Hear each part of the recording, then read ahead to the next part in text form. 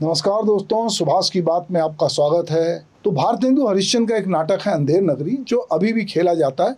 और उस नाटक में वैसे तो बहुत सारे गीत हैं, कविताएं हैं, पर एक लाइन है जो मुझे बहुत याद आती है कि लोभ पाप का मूल्य है, लोभ मिटावत मान, और लोभ कबू नहीं कीजिए जामे नरक निदान। तो हमारे देश में स्वर्ग नरक की जो कल्पना है, उसमें लोगों को लगता था कि भगवान से डरो, जो कुछ गलत आचरण कर रहे हो तो नरक में जाओगे, और नरक की एक तरह की कल्पना रची गई थी और लोगों को डर दिखाया जाता, तो भगवान का डर सबसे ज़्यादा था। पर अब यहाँ अगर आस्था की थाली में मिलावट का कलंक देखने मिले तो आप क्या कहेंगे? अब भगवान के प्रसाद पर भी यदि लोगों को भरोसा ना रहे तो सोचिए मंदिर जाते समय जो है वो उसके मन में किस तरह की भावना आएगी।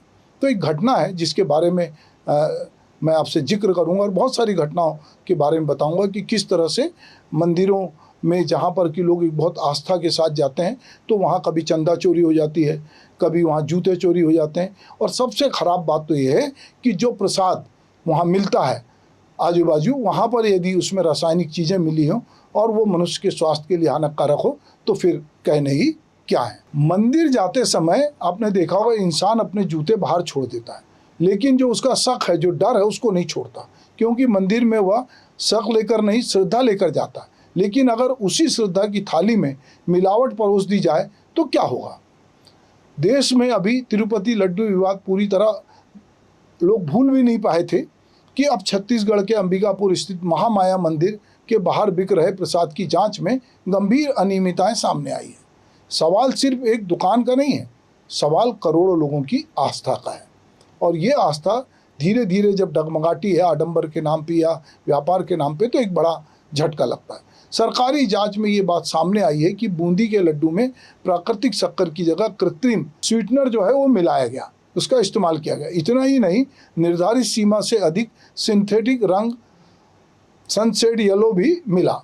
जांच रिपोर्ट में खाद्य सुरक्षा मानकों के अनुरूप उसको नहीं माना गया और स्वास्थ्य की दृष्टि से इसे चिंताजनक बताया गया। अब जरा सोचिए कि मंदिर में प्रसाद खरीदने वाला व्यक्ति लैब रिपोर्ट नहीं मांगता, वह जो है आपके पास लाइसेंस है कि नहीं है उसकी जांच नहीं करता, वह सामग्री की सूची नहीं पढ़ता, वह सिर्फ इतना सोचता है कि यह माँ का प्रसाद है, इसमें मिलावट कैसे हो सकती।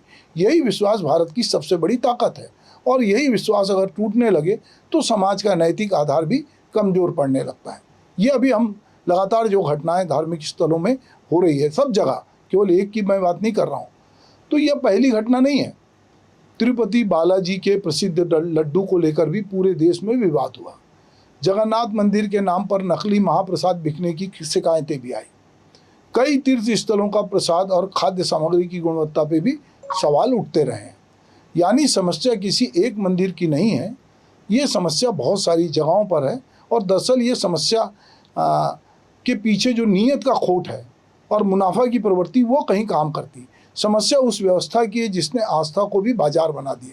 आज धर्म भी कारोबार है, प्रसाद भी कारोबार है, चढ़ावा भी कारोबार है, और कई जगह श्रद्धालु सिर्फ ग्राहक बनकर रह गया। और सबसे बड़ा अपराध यही है, लोग भगवान के नाम पर धोखा खाने के लिए नहीं, आशीर्वाद लेने के लिए मंदिर जाते हैं, लेकिन कई बार उनको धोखा मिलता है।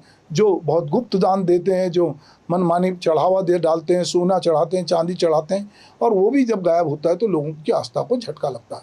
सवाल ये है कि क्या मंदिर परिसर में बिकने वाले प्रसाद की नियमित जांच नहीं होनी चाहिए? क्या मंदिर प्रशासन की कोई जिम्मेदारी नहीं बनती?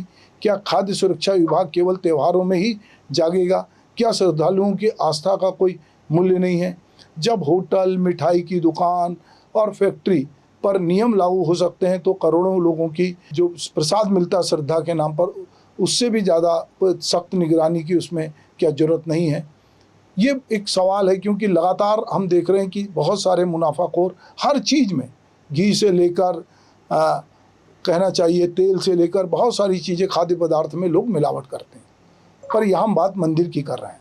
धर्म लोगों को जोड़ता है, आस्था लोगों को ताकत देती है, लेकिन जब धर्म के नाम पर व्यापार होने लगे, जब प्रसाद की पवित्रता पे सवाल उठने लगे, तब श्रद्धा भी मुनाफे का साधन बन जाए तो अब सिर्फ कानून नहीं, समाज की को भी जागना पड़ेगा। मंदिर की भव्यता उसकी ऊंची ऊंची इमारतों से नहीं, लोगों के विश्वास से बनती है। उस विश्वास को टूटने मत दीजिए। प्रसाद सिर्फ मिठाई नहीं होता, वह करोड़ों लोगों की आस्था का स्वाद होता है, और उस स्वाद में मिलावट, वह भी किसी सभ्य समाज के माथे पे सबसे बड़ा कलंक है। तो दरअसल मैं ये आपसे कहना चाहता हूँ कि हमारी आस्था के साथ कहीं भी, किसी भी जगह, किसी भी धर्म में यदि खिलवाड़ होता है तो ये बहुत निंदनीय है।